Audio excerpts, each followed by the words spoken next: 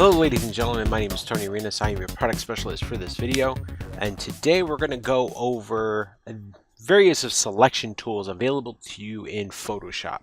So there are a lot of different ways for you to do a lot of selections in Photoshop. Depending on what subject or how you want to go about doing it is really up to both your way of doing things at the same time what the photo is able to give you at the same time. So with basic select tools from here, so you have like basic select tools with your Marquee tool, which you have the rectangular and the ellipse tool. These are your standard. I'm going to draw a nice box and it gives you the dancing ants to allow you to select things in here. Like with any selection tool that you use, you can utilize that to your advantage on how you want to interact with an object or layer within a picture. So if I take this particular brush tool, it limits me to actually what I can use within that actual photo. So when I use this very large yellow brush, I'm going to go ahead and click and paint. Everything within that selection tool will allow me to just paint within that, nothing outside of that. Okay. So there are those options. You can also use that to select certain objects, allow it to apply a mask. So if I was going to try to mask this, let's say this is the section I want to use, I can do that. All right, but for the idea for this tutorial is not basically how to use it, but also what different types you have available to you. So like I said, you have your rectangular Marquee tool. At any time you can hit Control D to deselect anything, and then I'm going to use my not my rectangle, let's use my ellipse tool here, and my ellipse tool will allow me to do just that, do ellipses or even perfect circles. So I can have that selection there. And then we go into more of these tools here. So we have the Lasso tool, the Polygonal Lasso tool, and the Magnetic Lasso tool.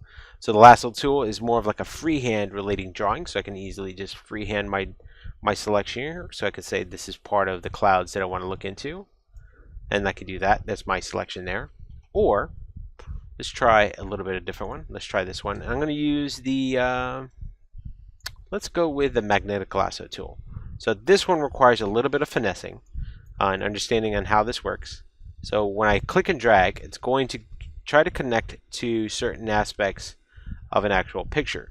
Now it's not 100% perfect, but it does its best to try to select all of that. So what I'm going to do here is do this selection, very similar to so, but I'm just going to drag it down to here for now, right now, and give an idea of what it's going to do. So once I let go, I'll have to bring it back to the front, hit select again, and then I have that selection there.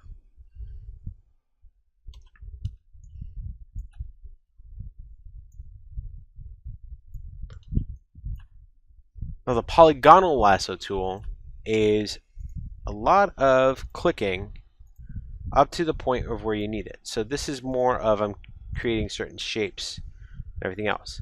Unlike a pen tool or even anything you would try to select with a work path, this does not give you the ability to bend around things, but just set down multiple anchor points, or just multiple points I should say, to make your selection. And when you're done, you can always go back to the very beginning and close it out.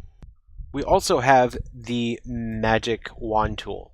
Now the Magic Wand tool is a little bit different in the sense of you're using the Magic Wand to select specific colors.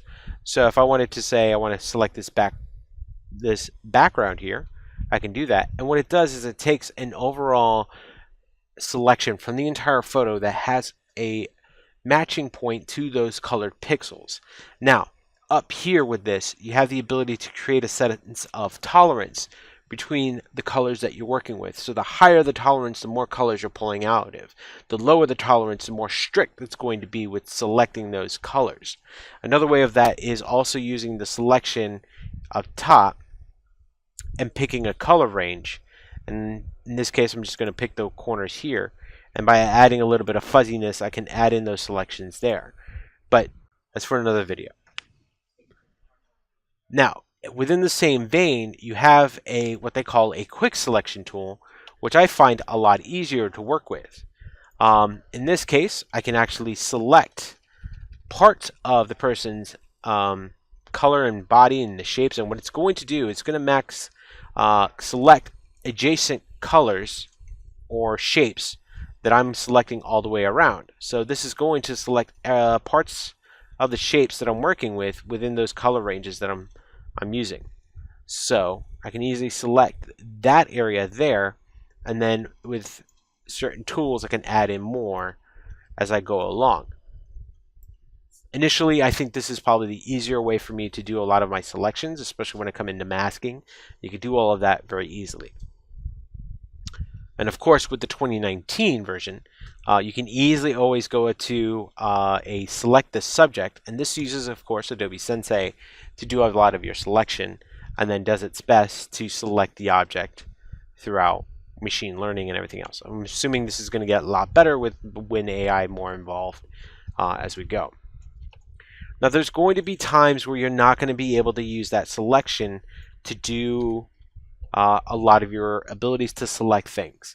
So you may have to resort to other methods to do your selections, because there are areas with the magic wand tool here, even the quick selection tool, that this gets a little too busy for you to do that. The pen tool itself will allow you to create work paths, and I will explain, or there's another video on there for about how to utilize the pen tool to the best of your ability. But for right now, for this video, you have this area already selected with my pen tool.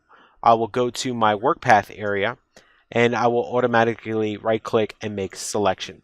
And then you have the ability to either feather the radius or not, and you could do that or not, and you have that ability there. Now, if you do things this way, I do recommend anytime you have a work path, always double click on it, save the work path as something, so that way you'll have that shape there at any time in a future date.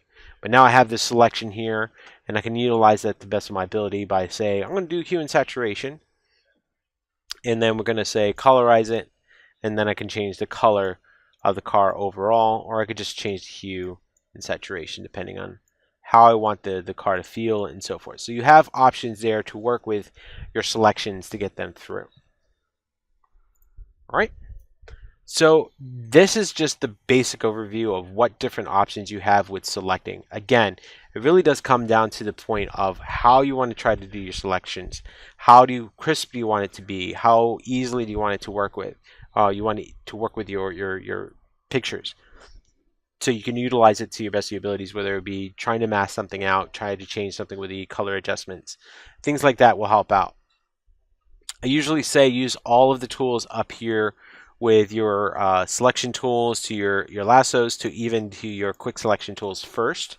And if you feel like that's not getting all the information that you need, or it's being too difficult to select things, definitely always resort to the pen tool.